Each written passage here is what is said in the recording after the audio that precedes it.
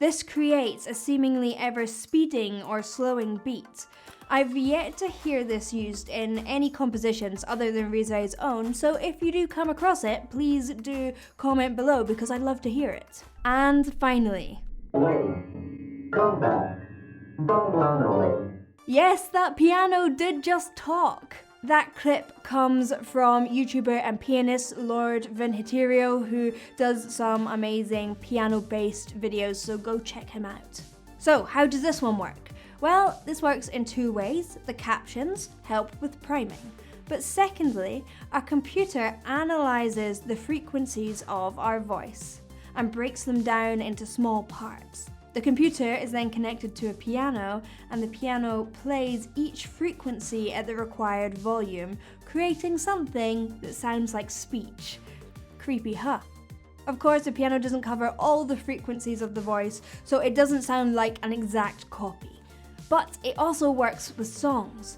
This song is played via the computer program using frequencies, not notes. I wanted to show you what you are seeing here. So, on these long notes, you're seeing the notes of the instrumentation, the fundamental frequencies of the piano played on the record. But in these bundles, these are all the vocal harmonics. So as I said before, a note isn't just one note, it's a note with a series of frequencies built on top of them.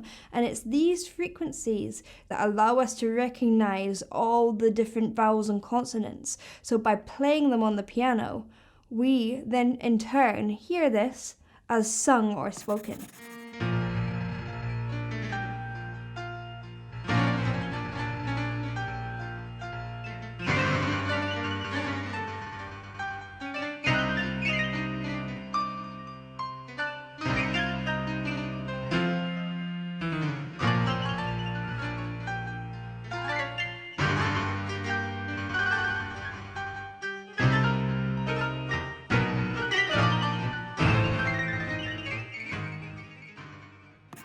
I love this clip as it shows how intricate the frequencies are, but also how effective priming is.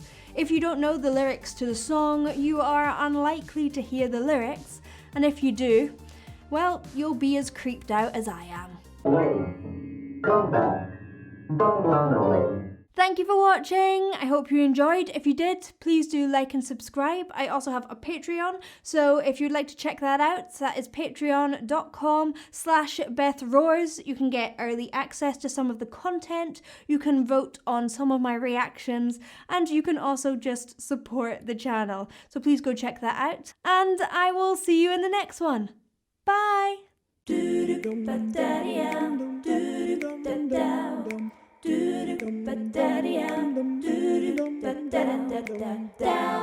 Var.